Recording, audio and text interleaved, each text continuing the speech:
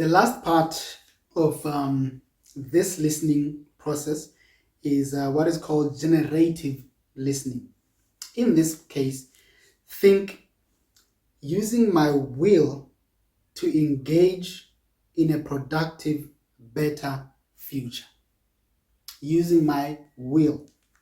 In terms of time, we are looking forward into the future and preparing for a better, more productive future.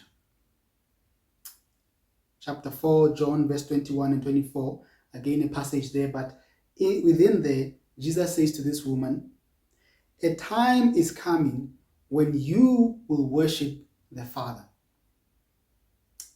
And this is big because here is a Jew telling a Samaritan about a future that the Samaritan has to have an open mind to, open heart to, open will about.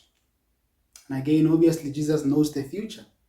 But the woman has to be open-minded to what he's saying.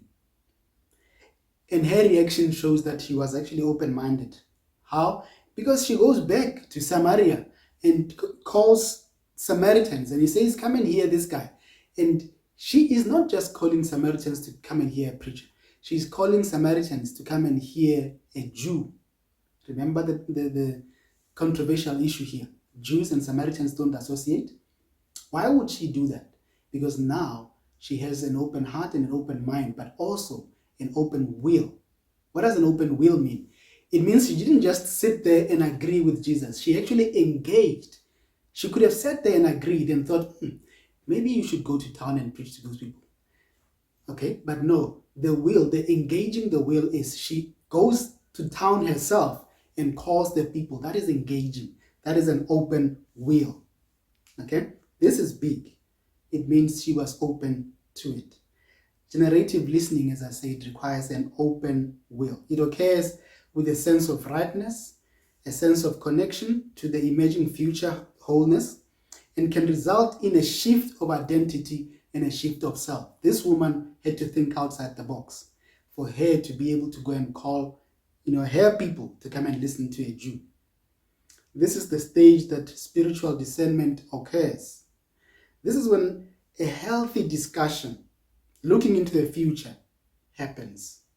The discussion is based on what has been presented and the ways that it has been heard. Everyone opens to the Spirit's leadership at this point and begins to see, through the eyes of the speaker, but also through the eyes of God. They begin to see what the Spirit is revealing, new perspectives, new views. At this stage, we shouldn't be afraid of the future. We shouldn't be afraid of change. Sometimes we are afraid because we think, man, this is going to change the way I know things should be, the way we have always done things, and we have always known that things should be done. Let's not be afraid of that. This is where sometimes we resist because we are required to even change our convictions about certain things. Open your will, my brothers and sisters, so that you will be able to hear and engage. Let us be open to change. When we do Sunday school, we will be engaging in a lot of listening to each other. The process of listening may not necessarily go according to these 4 different steps that we have just spoken about.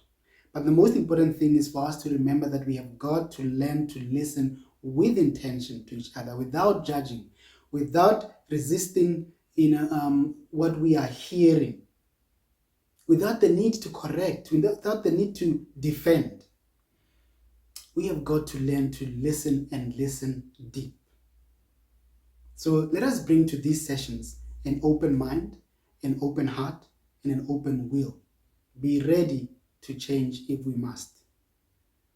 Let us also be ready to ask clarifying questions, to try our best to connect with what the person that is currently on the floor is saying and speaking. And doing this without feeling the need to replace what they are saying in our minds with what we are thinking.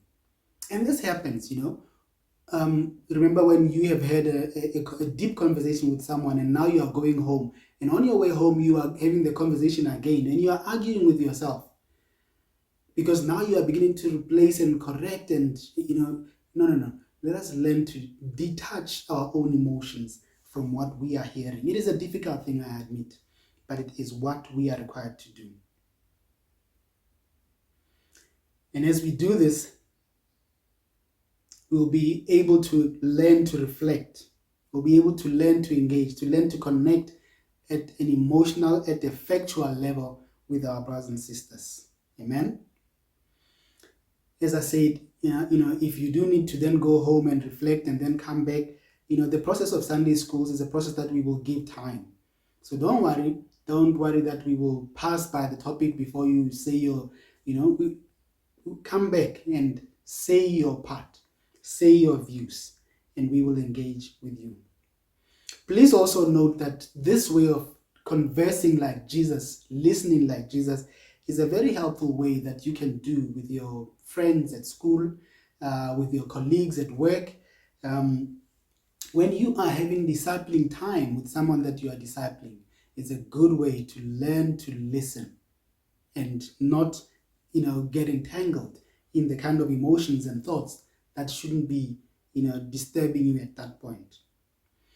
As a married couple, this is a good way to learn to listen to your spouse, okay? When it's time for them to speak, listen to what they are saying without now bringing in your part of the story. Even if that evening you just listen to your spouse, and that evening is dedicated only to listening to them and not bringing up your part. We will, engage with your part another day, but tonight, let's listen to you so that you can sense what is being said. You give the speaker lots of time, lots of space for them to pour out their heart, pour out their mind, say what they're feeling, say what they are thinking without interruption. Our 2023 theme as a church is to love the Lord your God with all your heart, with all your mind, with all your soul, with all your strength. The second commandment is to love your neighbor as yourself. Listening to converse like Jesus did is a way of loving our neighbor as we love ourselves. It's part of our 2023 theme. So my brothers and sisters, let us learn together, let us grow together, let us build together as we listen and we converse the Jesus way. To God be the glory. Amen.